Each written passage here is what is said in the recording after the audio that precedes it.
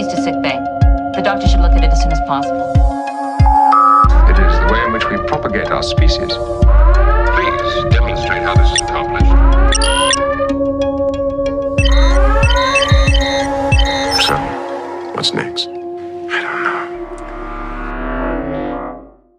Hi, and welcome to Casual Trek, a Star Trek recap and ranking podcast. I'm Charlie Etheridge-Nunn, a writer and a Sovereign 7 fan. Hi, I'm Marzwi Lobato. I am a writer, comedian, and Doctor Who fan, and I am a fan of Chris Claremont's listing on FetLife. Normally we rank episodes from Star Trek shows on a big list of best to worst. However, we do have the occasional off week, and you've found your way into one of those. So we're going to do something Star Trek themed and a little special. And this week we're actually we're drawing on something which was promised way back in episode 1, where I told Charlie that there was a Star Trek graphic novel written by Chris Claremont, and I believe Charlie's reaction was, "Oh no." Yeah, and earned. It was an earned oh no, as it turns out. I didn't do the homework to the level that you did. You pretty much instantly bought it. Did you buy it while we were recording? I think I bought it a few days later on eBay. Now, for the folks at home, who is Christopher S Claremont? Who is he, and how did he begin? So, Christopher Simon Claremont was a writer. Well, I think he was an editor first at Marvel and tagged in to write the X-Men, not yet Uncanny, but after Len Wein had rebooted the X-Men with Giant Size X-Men #1, he had enough other things to do and wanted someone else to take over. For that, he brought on board a young-ish Chris Claremont, who, within a couple of issues, ran out of Len's plots and started doing his own thing. And oh my word, he did his own thing. For the next decade and change, he redefined the X-Men. What you see of it, even if you only know the films, if you only know the cartoon, more of that comes from Chris Claremont's X-Men run and what was published after that than anything from what Stan Lee and Jack Kirby made originally. That's the good part. The bad part is he was unceremoniously got rid of at the, 1991, after writing Adjectiveless X-Men issues 1 through 3, and he'd already quit Uncanny X-Men during, or I think slightly before, and just at the start of the Mare Island saga, which was going to end one big era and kick off another. And from there, he... Wasn't it after Mare Island? It's like a few early issues of like Gold Team. No, because that's when No, he's someone else is sitting in. It's either going to be Fabian Nicieza or Scott Lobdell sits in for those final issues just to pass the time and get it out the door. I'm pretty sure. Doesn't John Byrne do a few issues? It's kind of twist the knife.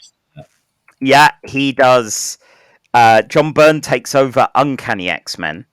And Fabian Nicieza did 280 of Uncanny X-Men, as it was there, because he pretty much just up and quit. At that point in Marvel, the problem was Chris Claremont was doing great work. He was selling loads. Even his mediocre X-Men stories were big hitters, big sellers. And you hit the point where the artists that would go off to do what was known as the Image Exodus went off, did their own thing because they weren't granted the rights to the art that they were making, and that was being slapped on all the merchandising. And when given the choice of side with the writers, who you can't do that with, or with the artists, who you can just take all of that art and muck around. And it's the early 90s, so that bombastic style of Jim Lee, of Mark Silvestri, Todd McFarlane, The Rob, all of those people is huge. And they end up leading to Louise Simonson going from New Mutants and Chris Claremont going from Uncanny X-Men, and only having 3 issues on Adjectiveless X-Men to kind of wrap up his story, his time with the X-Men. And it's kind of sad. And it's a great final story for him, and it calls back Magneto as the Silver Age big shouty villain, but also, while it looks like it undoes all of the good of him being a complex character, and has him go, "Oh, you brainwashed me while I was turned into a baby." Another story, not for today. But while I was a baby, you genetically modified me and made me good. How dare you? And it turns out, no, it never took. It never lasted, and you being good, you changing your mind and working with the X-Men, that's on you, my friend. And he was peeved with that and supposedly dies, and gives a nice little monologue which closes out Chris Claremont's run, and there's just a little like CSC thin kind of caption at the end of all that, and that's it, just unceremoniously gone. And the great knife stuck into Marvel after all that is that the people like Jim Lee that they were siding with over Chris Claremont, over, you know, how you, like, who's in control of the script, who's in control of the story? Is it the writer, or is it the artist not doing what the writer wanted and doing whatever the hell they wanted, and then giving it back to the writer to put words on?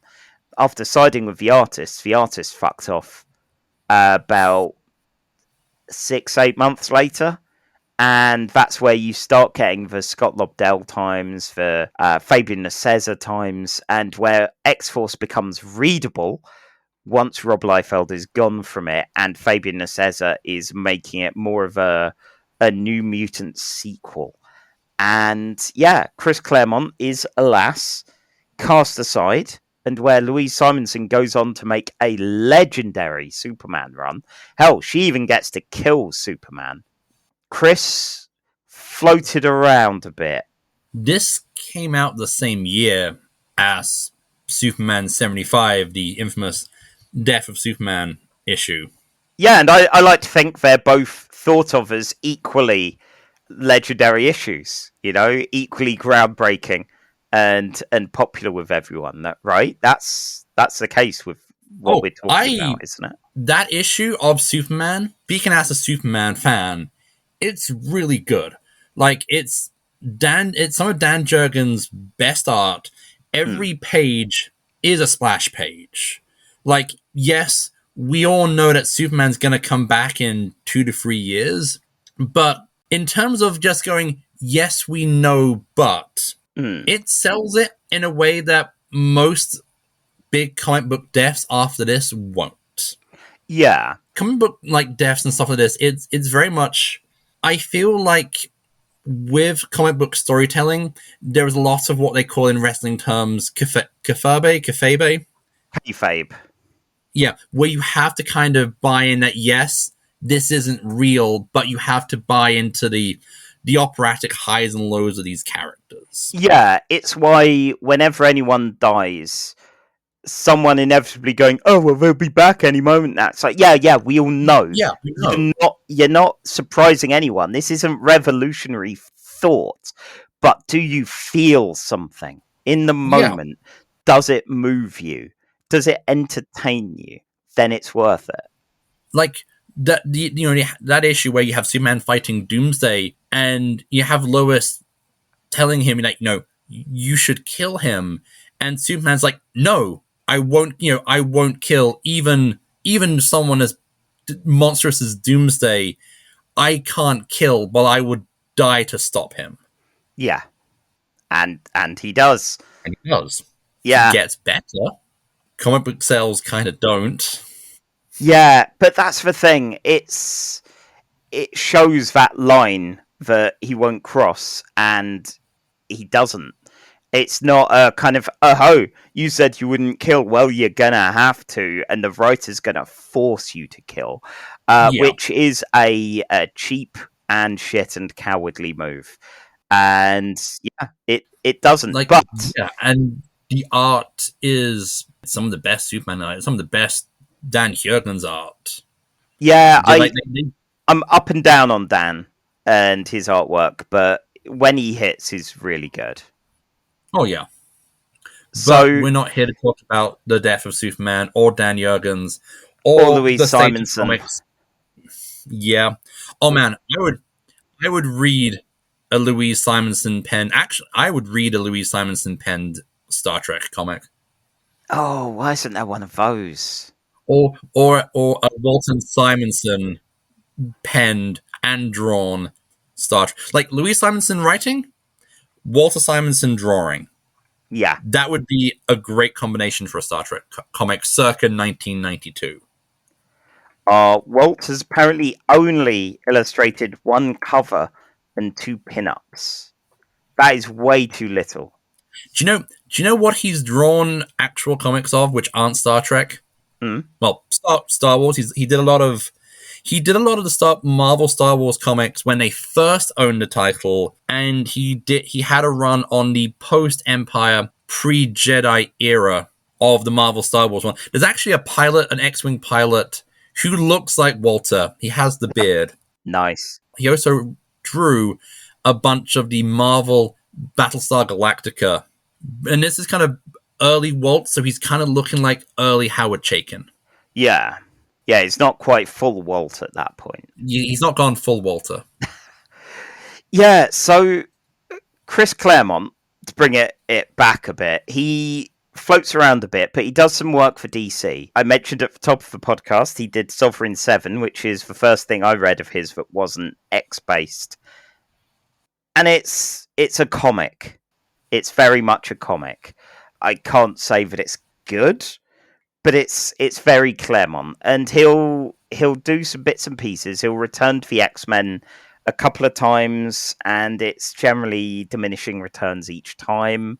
Sadly, it definitely sticks with him that he wasn't able to keep doing what he still had energy for and still had a great love for.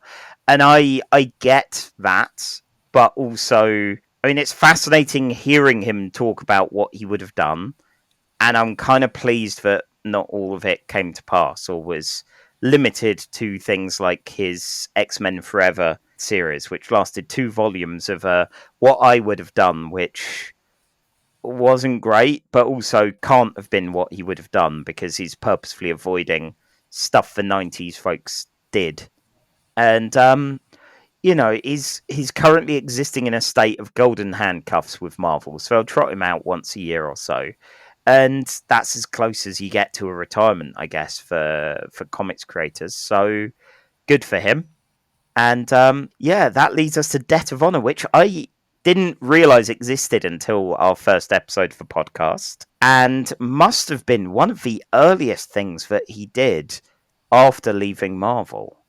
Yeah, I mean, so this came out July 1992. So that's definitely he was definitely writing this, late 91, early 92. Yeah, and it doesn't feel like older, slightly more kind of jagged and slightly more bitter Claremont. This is a Claremont still with some energy, and you can tell he really loves his Star Trek. Oh yeah, Even as a casual fan like me, I could see the deep cuts going on. And Memory Alpha has really helped with some of those deep cuts as well. So I'd see a name and go, hang on a second. Christopher, is this a person who appeared in literally 1 episode? Why, yes, it is. Yes, it is. Yeah. So I'll run through the credits just to give credit where it's due. So Debt of Honor is by Christopher S Claremont doing the words, Adam Hughes and Carl Story handling the art, Tom McGraw doing the colouring, and Robert Pinaha doing the lettering. Now, Tom McGraw, I recognise from the Legion of Superheroes, and this has a very early kind of 90s pre and just post 0 hour vibe to it. And that some of the art, I think, which might have also been McGraw or Moyer or Moder or someone of that kind of ilk, feels very much like this. And Adam Hughes, I knew from Justice League International, from that whole kind of thing, where there was him, there was Kevin Maguire, and there's definitely a similar vibe to the art style. You've got some very expressive faces in this.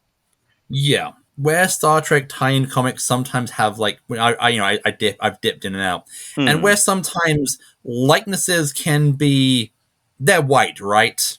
I've read some of the early Gold Key comics where you can only tell who they are by the fact one of them has pointy ears, and that is it. I remember briefly buying some of the Marvel Star Treks, and some of them were alright. Like Star Trek Early Voyages and Starfleet Academy felt better for having a bit more wiggle room and making up some characters.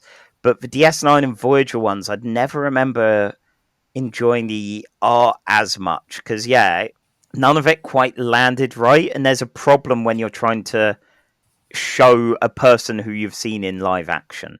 There's a want to do a photorealistic kind of thing. It's what trips Salvador LaRocca up when he does Star Wars issues.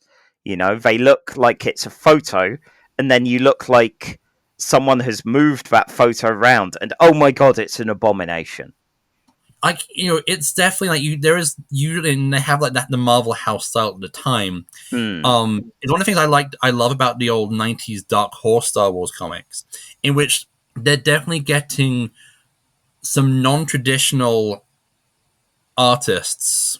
To briefly go to Star Wars and to mention Scottish artist Cam Kennedy, who is best known on our side of the pond for stuff like Rogue Trooper and the VCs and Judge Dredd for 2000 AD.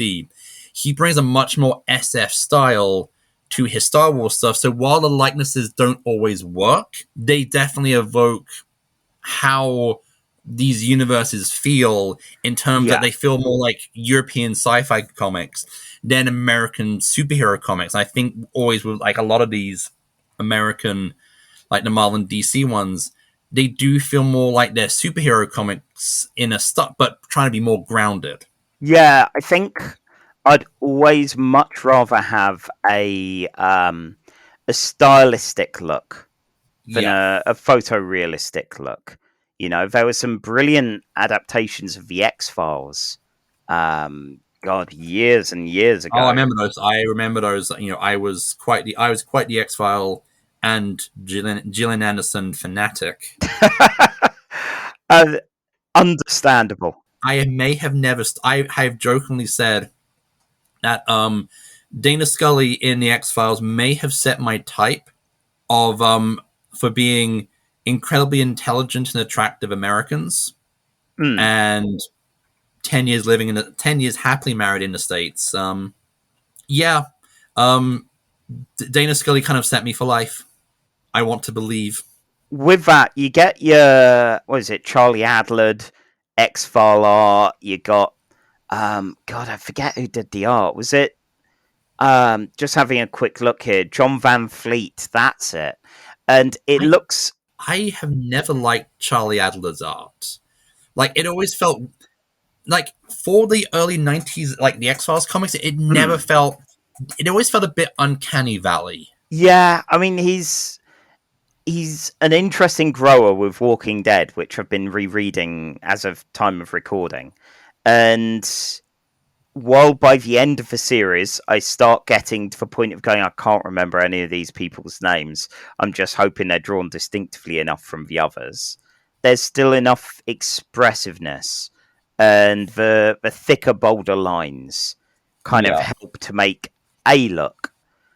Similar with John Van Fleet, the art is a bit more kind of not entirely photorealistic attempting. It purposefully does an amount of that and then breaks from it. There's a kind of almost more jagged glass kind of vibe to some of it. And I feel with this story, Adam Hughes does a fairly good job, actually. There are some worrying moments of art, but he balances Adam Hughes' face, which is not a million miles away from Kevin Maguire face, for kind of sort of like you could imagine someone doing that kind of sort of there's a lot of people. There's a lot of expressions which can be best summed up as Kenneth Williams in the Carry On film doing the ooh matron expression. Yeah, there's both he and Maguire have a really kind of rubbery sort of face that they tend to do, which does very good at the comic style heightened emotion and expression. It does capture, because like the story has a lot of flashbacks through the earlier eras of TOS Trek, and he does a good job of showing you like young Kirk, motion picture Kirk, and TJ Hooker Kirk. Yes, yeah, good, and like making him look distinctive. Yeah, and still very Kirk. You know, I'm having a look here at what is it, page 14, I think. And there's him looking off to one side with the hair and all of that. And this is young flashback Kirk. And the jumper is this isn't your Next Generation uniform. This is literally just a jumper. And it feels kind of cozy with it. But his look is good, concerned Kirk face. My friend James Shan, his mum had the biggest crush on Kirk. And there were pictures. I remember seeing pictures. When hearing about the defense of the crush on Kirk. So yes, yeah, okay. Like young Shatner. Oh, he was hot. Young Shatner can get it. That's what I'm saying. Yeah. Like, you can tell the original characters, because they're very much Adam Hughes, free to do whatever without photo reference. Like Tassel, who is our first big new character in this, feels like there isn't an actress he decided to base her on. Yeah. You know? And enormous hair. Oh, God, yes. Enormous hair. Yeah. Like, she almost has Starfire from the New Teen Titans frizziness going on in the later parts of the book. Yeah, when she lets the hair loose, it definitely gets all over the place like that. So, I guess we're not doing a proper recap sort of thing, but as a quick rundown of what happens, this is kind of... I just want to say two things first. Go on. One, I love how the dedication is to Frank Hampton and Dan Dare, pilot of the... He calls him Dan Dare, pilot of the Spaceways, but any respectable fan of the Eagle knows that it's Dan Dare, pilot of the future. Yeah, I guess that's the other thing with Chris Claremont. He's an anglophile. Yes, he spent a bunch of time over here, and it shows in his work. Not only does it show the amount of Doctor Who references, he plonked in Excalibur and, the Avengers references that influenced the Hellfire Club and Emma Frost and all of those kind of things. Like, there is a definite Anglophile vibe to the point where he will refer to himself as English. Like, when called out on slightly antiquated takes on things, he's like, "Oh well, I'm English. We get to be like this." It's like, no, Chris. No, Chris. I come from here. We don't. I am an Englishman living in America. No. Zero, no. dear. Oh, Chris. Anyway, what was the other thing? Second thing, this has, Claremont loves his references, but Samuel R. Delaney, American queer African-American new wave SF writer, is in this book. Yeah, he is. If you look on page, 33, 34, 35. If you look on page 36, Scotty is talking to a non-white engineer who he calls Mr. Delaney, Oh and God! then later on calls him Chip, and Chip is also like the nick like is when people talk about Samuel Delaney, they sometimes call him Chip Delaney because that I guess was a nickname. Samuel Delaney is a fantastic writer. He wrote Babel 17, Nova, and then Dahlgren, which might hold the award for the novel I have tried to read and have quitted the most, which is also one of the most evocatively written. It is a book. It has been described as the science fiction equivalent to Finnegan's Wake, and in its level and style and type of prose it shows. It is an amazing book. It is a strange book. It is a book that challenges you to finish it. Harlan Ellison once described that he read Dahlgren, and then when he finished, he threw it against the wall. Wow. But that's Harlan Ellison. That's basically Tuesday for him. Yeah. So, Debt of Honor. It's, as you said, it's a journey through the life of Kirk, and specifically Starfleet career Kirk. Its framing device, at least to start off with, is post Star Trek 4, pre Star Trek 5, because they had someone join them on the trip to the future, and compared to James Bond films where you go, oh yes, all of the love interests are just gone afterwards. This time, you actually have the kind of continued presence of, God, I'm already forgetting her name. That's terrible. Gillian Taylor, who whale expert and future person now. I guess the time cops are fine as long as you move forward. It's if you move back, there are going to be issues. They actually bring that up by saying she knows too much of the future for her to go back. Yeah. So yeah, you get Captain Hat kind of Kirk, who's chilling out with her and you know, ruminating on things. Yeah, well, yeah, and yeah, we get our journey back to the original series and him meeting a Vulcan called Tassel, and we know that he loves Vulcans. They're great, and yeah, you get some weird creatures which look like you couldn't have had them in the show itself. Like, these some comics-ass creatures. They're bug-eyed monsters. Do they get called anything other than critters in this? No, they're just kind of cruel. There's creatures. So yeah, when he's a lieutenant on the Farragut, you get that experience, and yeah, they both Kirk and Tassel end up having to evacuate and on an escape pod together. And yeah, the kind of are there implied sex at times going on here? Kirk's fairly injured and disorientated, so yeah, it's yeah, and yeah, we kind of skip through that and through I guess we go into later shows, or do we go into films?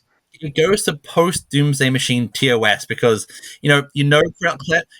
Claremont would have been a perfect fan fiction writer because he knows which episodes he's going to reference in the flashbacks to make sure the story fits into canon. Yeah. So we have post Doomsday Machine and post the motion picture. Yes. As they have the different encounter.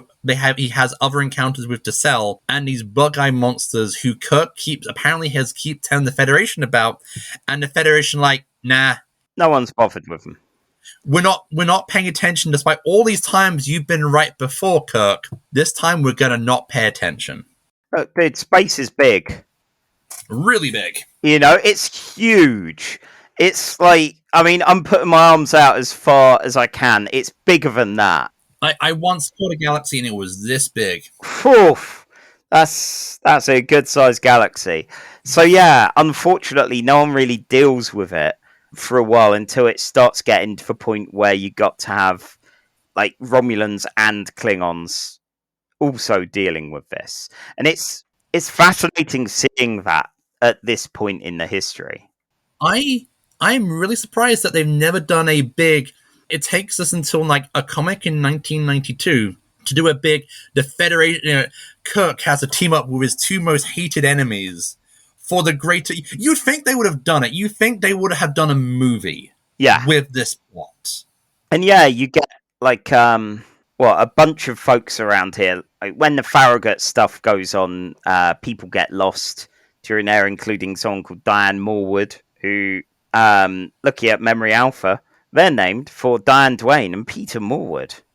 Which, again, I guess I'm assuming everyone who wasn't a one episode character is going to be in that position. Diane Duane's a novelist.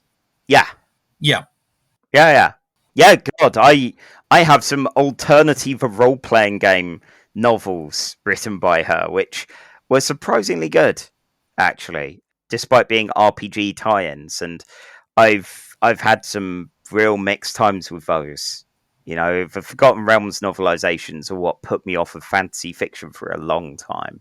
Ooh, have I read any? I think I have tried to read Dragonlance. Mm-hmm. And I promptly quit trying to read Dragonlance. Yeah, I mean, I read the first 3 trilogies of Dragonlance, and they're fine if you're a kid getting into it, and a bit long in the tooth now. Like, honestly, I didn't, like, outside of Tolkien and Pratchett, I never really read much in the way of fantasy until I discovered Michael Moorcock at, like, 19. And Elric is brilliant. Elric is perfect for when you're 19. And that stuff never gets old. Like, yeah, it's fun. Michael Moorcock is fun in a way that Dragonlance sadly isn't. So yeah, we get, like, what is it, in that era, you get another reunion with Kirk and Tessell, who ghosted Kirk, only this time, shock horror, she's a secret Romulan. This has happened before, right? We've had Vulcans that are secretly Romulans a few times. That's Savic's backstory, that, like, she's half Romulan. Yeah, and she's in here. Like, one parent was actually a Romulan the whole time. So yeah, Tessell is very much of the kind of, haha, I'm secretly evil side of things. So yeah, she gets a bit of a makeover and doesn't look too Romulan. She looks very much like Chris Claremont has decided to write this woman. Like, nice to know that Romulans have, like, Joan Collins style hairdressers on their planet. Yeah, I mean, nice to know that Romulans, like, they go into a hairdresser and go, make it big, make it 80s, make it 80s shoulder pad big. Hell yeah, I know it's 1992 as of writing, but not in the hair. Yeah. So yeah, at the midpoint, she's not yet reached biggest hair, but she's still evidently, you know, hey, I'm a Romulan. I remember these monsters and all the weird kind of goo they'd shoot over everything, and they were a bit rough, and that's about it for them. But later on, when she appears, she is full giant hair. Like, if she was on a vid screen, it would be her face, the hair, and you wouldn't get anything else. Like, it's that big that it would cover everything. Which, you know, fair. Why not? Yeah. Yeah. You've got it. Flaunt it. Exactly. And TJ Hooker Kirk doesn't. He's not quite there at that point. So we get to the present day, and, like, the Enterprise crew are on board, so they're gonna sneak off with the Enterprise to kind of deal with the problem. Unfortunately, for the secret one-man mission that Kirk was planning, so not everyone gets court-martialed again. Everyone loves Kirk so much. Everyone who's ever met Kirk so much loves him that they're going to risk their careers again for the greater good. Because if there's one thing this book really has in abundance, it's everyone loving Kirk. Yes. Everyone loves Kirk. And that's the thing, like, even with the 3D chess game with Spock and Bones, there's a kind of, hey, only one person could beat Spock, and that was James Kirk. That's my favorite scene in the comic, because it's a really nice scene with Spock and McCoy, and when they're talking afterwards, McCoy really highlights the difference in their 3 characters based on how each of them plays chess. So yeah, it's an interesting one. And yeah, we get, because this is the 1701A, this is post having blown up the old Enterprise, gone to present day, back. Hey, we've got a new one, which is, it's that sense of this is fairly new. You've got not only the big bridge crew who do all come along, but you get a lot of one-shot people who I've not gone through name by name to go, are any of these a thing? But it'll be interesting coming back, watching old episodes and seeing if, Garavik, Riley, Bailey, Kyle, Stiles, Carolyn Palamas, Mirror of Remain. How many of those are Claremonts and how many of them are one-shots? And yeah, we even get, Jamie Finney, who was a character in the Court Martial and is very much Chris Claremont's Kitty Pryde. She's good with machines and she's fierce enough to take on a Klingon. She's spunky. Oh my god, she is so spunky. And will kick a Klingon in the face for talking smack. Unlike Chris Claremont, Kitty Pryde, she won't drop an ethnic slur to prove a moral argument. Yes, there is that at least. Which is probably for the best. Shame on you, Pryde. Yeah. So, yeah, you kind of get these different eras, and once you're at the kind of modern time of it, it's all, kind of quest to deal with these monsters, with Klingons, with Romulans, and the delicate peace between them, including, Takir, who's a Romulan who, again, has all of the features of the Claremontian Dame. After, it spends most of the time on the flashbacks, which then gives us, 30 pages to kind of actually wrap up the story. And at that point, it's mostly a series of, decently realized fight scenes, where, unfortunately, a lot of this is basically characters having to shoot at stuff. Yeah. And so a lot of the fight scenes do get a bit kind of difficult to kind of realize, especially since they're being drowned out by the huge amounts of dialogue bubbles that crop up on every page. Oh my, yes. Yeah, this was not an easy one for me to just dip into. Last night I started reading, and Chris loves the English language. He loves to use each word twice. At least, yes. He is definitely a believer in quantity over quality. And yeah, with Takir, there are big kind of vibes that, this is actually, this is Tassel's daughter. So where Kirk's around, of course, there is the kind of thing of, is this going to be another David Marcus situation? Is there another? I did not consider that. I admit, I went back and was like, there's not really a time to, but I kind of get the feeling that's what there'd be. And to be honest, Kirk feels like the kind of person that if you went, this is another one of your children, he'd be like, yeah, fair cop. Fair I'm not even going to bother with a test. Sure, why not? Add them to the others. We'll do a reunion at some point for Christmas. We live in a post-scarcity society. Alimony probably doesn't exist anymore. Exactly. Oh, God. Yeah. I was talking to Emma about this earlier today, and she was like, "What about contraception in the future? There's got to be sci-fi contraception, even if you're, I don't know, maybe it doesn't work on a Romulan spy, or I don't know." But I having a look on Memory Beta, which is the kind of apocryphal Star Trek stuff. Apparently, she and Jamie Finney appear in a Star Trek Next Generation special written by guess who? Hang on. Let me think. Is it Matt Wagner?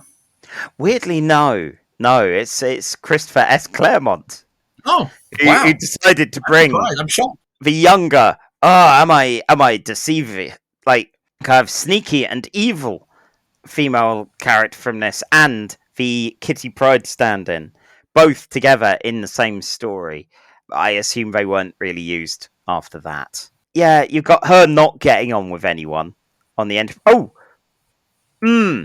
Just skimming through, I just remembered the name of the Romulan ship, Do you remember what it is? Hang on. I do not. Phoenix. Christopher, honestly. Oh, well, at least as long as the Klingon ship is not called, Focus Totality, I'm fine. No, you get a few of these Claremont nods. Gillian gets a professor who I think is named after yet another NPR person, so I assume Chris Claremont was friends with him as well, to get her some media from her past, including the band Cats Laughing. And there is even an Excalibur reference as well. So good work, Chris. Good work. Let's sort out the Claremont bingo at some point. I think actually I've read a novella of Chris Claremont's where Cats Laughing appears again, which is Cats Laughing is like a rock band with a bunch of like 80s and 90s like sci-fi fantasy authors like Stephen Burst and others. Somehow, I've not felt the inclination to discover what their music is actually like and why he keeps referencing them. But yeah, that's a whole thing. That was early in the book as well. That had me in hysterics real early here. So good work. But yeah, as you say, the last section of it is mostly a big fight on a kind of weird lumpy mass that the critters have like built. Oh, and it's got like I did some I quickly wikied Cats Laughing. Mm-hmm. They're a folk rock band found in the late 1980s in Minneapolis, Minnesota. I've been to Minneapolis. It's very nice. It's one of the it's the Twin Cities. It's the state above Wisconsin. Okay. Several of its members, including Emma Bull and best-selling author Stephen Bruce, are better known as writers of fantasy and science fiction. And yeah, I guess they've had a couple of albums. I guess so. We'd like to check them out. And yep, big lumpy space mass. And it does. You sent me a message this morning, and I hadn't reached this point because I needed to stop last night about 40 pages in. And the message you sent me was, I didn't think Claremont would be able to fit in his transformation and brainwashing kink, but boom. So I knew I was in for a ride this morning when I feel like we need to establish some context. Chris Claremont, all writers put a lot of themselves into their work. Yes. And more for with some writers, it's actually very clear what they're into. Be it John Norman and his and his gore novels, which go into detail on BDSM and what it means to be a real woman. You can tell how much this makes me happy by the sheer merriment in my voice. And in Chris Claremont, who really, really loves brainwashing and transformation, given the amount of times his characters, which, to his credit, both male and female, get brainwashed and transformed. Last week, I had to go into detail, explain to my good friend Celeste, who is on the main Nerd and Tie podcast and on the Stormwood Associates RPG podcast, having to explain how Psylocke from the X-Men is turned from a purple-haired British woman into a purple-haired sexy Japanese ninja, and how this lasted for about 20 years. Yep. The expression of pain in your face is the one I believe that Celeste also had. I mean, I love the X-Men, but that is one of those ones where it's like, there is literally no defense for this. No. Jim Lee liked drawing a ninja, and it was meant to be temporary, but it went on, until 2019? Until the recent era. Yeah. So about 30 years. Psylocke was Asian and all in on all of the stuff, all of the kind of cultural effects that she would. Like, Psylocke went weeb for a good couple of decades. Yes, not really a trait that was known for her before then as well. No. But yeah, so Claremont puts a lot of a lot of things on the page as far as the barely disguised fetish of the author, some of which I don't know how to describe, or if they are, but I can only assume they are, and a lot of which I assume he can't express into words, he just channels through the art. But in this case, it is definitely the brainwashing transformation thing, as Diane Morwood, again named after two science fiction authors, she pops out of a kind of egg and is like, I'm going to be the voice of these weird aliens. I like you, I like all of this, but I'm changing into a thing. And but now that but this one, unlike the other bug-eyed lizard monsters, she's a sexy one with curves and boobs. Yes, yeah, but kind of green and a bit gooey, and with kind of like quills, I guess, as hair. So yeah, and this all needs to stop because there is the crew of the ship that were taken, and they're all changed, and it's all bad. They're all going to be part of this weird kind of thing. Like the aliens are from another dimension. Yes. Or like another spatial reality, and they occasionally pop into ours. Yeah, which, you get sometimes in Star Trek. That's fine. That happens. That's a Wednesday. Yeah. As we said in episode 7. Yeah, that's just how it is. And so they need to get rid of this. And to sell, handily, tidily, decides that she's only been made for this story, so she ought to go with it. And maybe one day Chris Claremont will get another writing gig for Star Trek, and we'll see what happens with that. And aside from that special, he doesn't. So she goes away, leaving her daughter in Kirk's care, and goes. And we do get some very cool space. I know I know Adam Hughes as a cool faces, expressions guy, but I do love the psychedelic space. Like, what is it, page 86? You've got this silhouette of the Enterprise going away from this almost prismatic but like, that is very cool. That is a very cool visual as they get off to freedom. Leaving, is it Takir over with Kirk, and kind of back to where they were. We got a little bit of core, which you don't get the smouldering energy that Kirk and core had back in Errand of Mercy, which is sad. I do love how core is really all in on the idea that one day the Klingons and the Federation will come together. Like, that's like, it's nice. It is nice to see, back, this is, I feel this is kind of Claremont trying to set up what we're going to see in Next Generation. Because I think like Next Generation had been out for a few years. Yeah. You've got The Undiscovered Country coming soon. That was 91. So probably around the time this was being written, maybe. But we close much like we started, with the whales and with Gillian and with Kirk on the yacht, and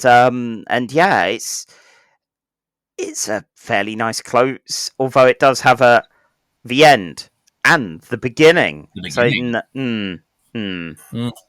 It wasn't though, but it was a nice self-contained story. And God, just looking at the colours, like Tom McGraw, I recognise this colouring style from the Legion of Super-Heroes, again around the time, give or take a few years, and I've been reading some X-Men issues every day. I'm at 1998, and you're really getting a lot of digital effects. But there's something really nice about this. There's a kind of slight grain to it, which feels almost, a little more artful. It looks almost painted at times. No, in terms of X-Men writers who will go on to have a prolific career in Star Trek, it was Peter Allen David is the answer, is the correct answer. Two-time GLAAD Award winner, David. Peter Allen David. Yep. Peter Allen David will be our regular X-Men writer who also moonlights as a Trek writer. Yeah, some of the only novels that I've read were, I think, the first 2 or 3 New Frontiers, because my flatmate had them. And I was like, I recognise that name. And that was about it. I think I have a comic that he did of New Frontier as well, which was his Are there kind any of... disparaging? Are there any disparaging opinions about traveling folk? I don't believe so, but it's been many years. So if I go back and see some incredibly anti-Roma racism there, I will be shocked but not surprised. So Unfortunately, overall, yeah. what did you think of Star Trek: Debt of Honor, written by Christopher S Claremont? So mostly liked it. I will say I mostly liked it. There are a couple of times where the art and the Adam Hughes face gets a little kind of a little jarring, but for the most part, he doesn't stick too much to having to look exactly like screenshots or photos. He's good at He's good at writing people standing around talking, Yeah, and he's really good at kind of capturing. Like, one of the problems sometimes comics has as a visual medium is in like the motion, or like the motion of like natural dialogue. Like a lot of like you can do a punch, you can do a fight scene, but just having characters just kind of talk and have it look natural. Like, even some incredible artists fall down. Like, here it's kind of the reverse. Like, he's really good at making characters look like they're having conversations. It's when it gets to the action parts, it kind of feels a bit disjointed, and you're wondering what's going on. I liked when I realised where it was at places in time. I liked that it covers these in between spaces, and it does a better job than, say, being a specific sequel to Star Trek 4 or a specific prequel to Star Trek 5. It gets us knowing where the Enterprise will be when it hits 5 without having to highlight it. It lets us know where the cast are in time and with one another. And while there's a lot of introduction of brand new characters who honestly you'll love but will never be used by anyone ever again, they all feel real, and it feels like upper and lower decks, they are all real, where sometimes the original series can seem like not even a bridge crew are, where you'll get your core 3 and possibly 1 or 2 others on an episode, but that's it. It feels, sorry to interrupt you, it feels odd that Kirk is actually having conversations with Sulu and Scotty. Yeah. And they're not just there for Kirk to do stuff. Yeah. So it's an interesting experience, and definitely one that I'd recommend for any kind of Star Trek fan if you've not seen it before. As a comic, I'm not thrilled. It's not the best of Claremont work by a long shot, but it's also very much not his worst. It's a better novel than it is a comic. Yeah, and it feels like it. And this isn't a slight against the art, because the art is great, but it feels more like this should have been a Star Trek novel written by Chris Claremont than a Star Trek comic written by Chris Claremont, because a lot of the character scenes and the character dialogue scenes drown out the action, leaving the action kind of just not really flowing, and that's where it kind of like it's. There are some great visuals. It just you're just going through pages and pages of characters talking about how much they love James Kirk and don't want to let him down. Over, we need to see this. Yeah, there's a lot of panels which are captain's logs filling in what's going on than we're actually seeing. So we get told, Scotty did a thing where he was able to combine the systems of both the Enterprise and the Romulan ship. It's like, okay, can we see that? No, but let's have let's have Jamie talk about how she doesn't want to disappoint Kirk some more. So I think if we had an alternative list of Star Trek things that aren't the TV shows or films, this would be both the best and worst currently, and I think it would be a strong contender for some to have to fight against. given Yeah. what we've experienced of it. So yeah, it's been a good fun one, and hopefully it's been interesting hearing not only about our kind of book report on this and our many deviations on Chris Claremont and other And such things. Chris Claremont, his life, his times, his tastes. Yes, as ever, you will get all of those in this. Although, So before we go, I just want to say, if I could manipulate reality like a Star Trek godlike being, I would have Chris Claremont meet Grant Morrison and just say, okay, you can only talk about your fetishes, not about anything else. oh dear Lord. I mean, who's say they haven't already? So yes, That's true. on that Yes. note, I'm not sure what to add to that, but yes, on that note, you can catch us every other week here, where we rank Star Trek episodes when we're not having an emergency backup episode like this playing. Outside of that, you can catch me on skyshark.itch.io for comics and RPGs, Who Des Rolls for game review content, and on Twitter at Charlie_EN, where I post about X-Men literally every day, which, yeah, is a joy and a curse, and will carry on, by my calculations, at least until 2027. So yeah, what about you, Miles? And you can find me on Twitter at @manmiles. And I just realized I grabbed a few mini Kit Kats, to have before we started recording this, and they have remained uneaten, and they're currently perched on a novelization of the movie version of my favorite video game series, Wing Commander. Wow. Well, best treat yourself and go off and eat those. For the rest of you, I though, will. go do a Starfleet. Live long and eat a Kit Kat. Bye. You have been listening to Casual Trek by Charlie Etheridge Nunn and Miles Reed Lobato. The intro theme was by Alfred Etheridge Nunn. Star Trek's owned by Paramount, and Casual Trek is part of the Nerd and Tie network.